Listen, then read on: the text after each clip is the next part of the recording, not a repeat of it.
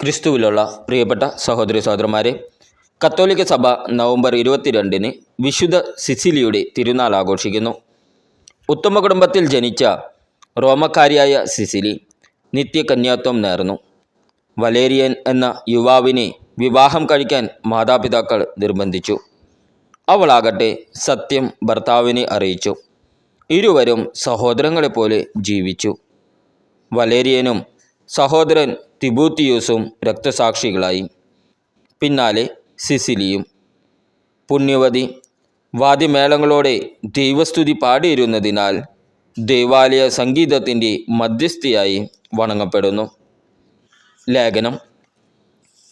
വെളിപാടിൻ്റെ പുസ്തകത്തിനുള്ള വായന 21 അധ്യായം 9 മുതൽ 14 വരെയുള്ള വാക്യങ്ങൾ.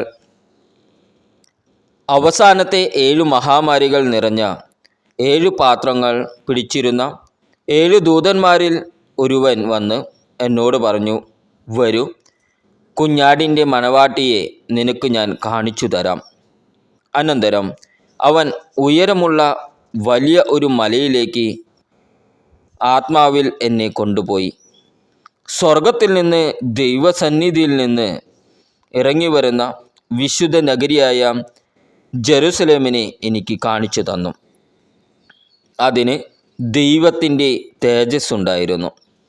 അതിൻ്റെ തിളക്കം അമൂല്യമായ രത്നത്തിനും സൂര്യകാന്ത കല്ലിനുമൊപ്പം അത് സ്ഫടികം പോലെ നിർമ്മലം.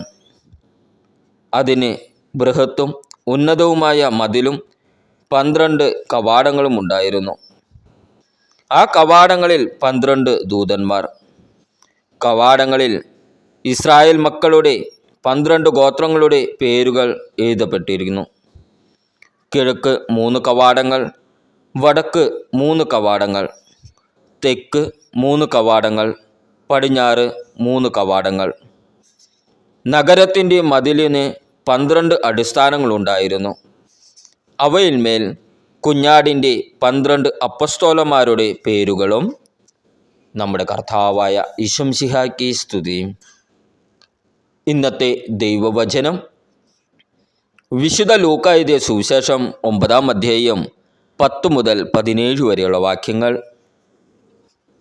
അപ്പസ്തോലന്മാർ മടങ്ങി വന്ന് തങ്ങൾ ചെയ്തതെല്ലാം യേശുവിനെ അറിയിച്ചു. അവൻ ബെത്സേദ എന്ന പട്ടണത്തിലേക്ക് അവരെ കൂട്ടിക്കൊണ്ടുപോയി.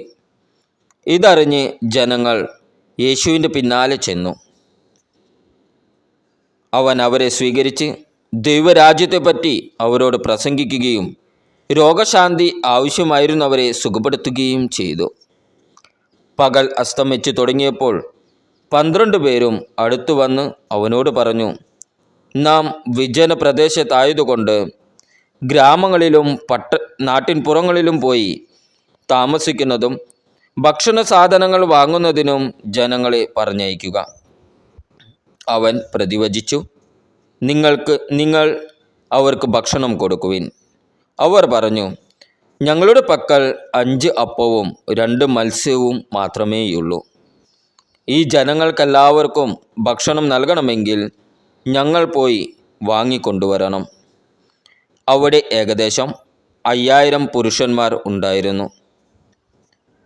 യേശു ശിഷ്യന്മാരോട് പറഞ്ഞു, 50 വീതം പന്തികളായി ജനങ്ങളെ ഇരുത്തുവിൻ. അവർ അങ്ങനെ ചെയ്തു. എല്ലാവരെയും ഇരുത്തി. അപ്പോൾ അവൻ 5 അപ്പവും 2 മീനും എടുത്ത് സ്വർഗത്തിലേക്ക് കണ്ണുകൾ ഉയർത്തി അവ ആശീർവദിച്ച് മുറിച്ച് ജനങ്ങൾക്ക് വിളമ്പാനായി ശിഷ്യന്മാരെ ഏൽപ്പിച്ചു. എല്ലാവരും ഭക്ഷിച്ച് തൃപ്തരായി. ബാക്കി വന്ന കഷ്ണങ്ങൾ 12 കുട്ട നിറയെ അവർ ശേഖരിച്ചു. നമ്മുടെ കർത്താവായ ഈശോമിശിഹായ്ക്ക് സ്തുതി.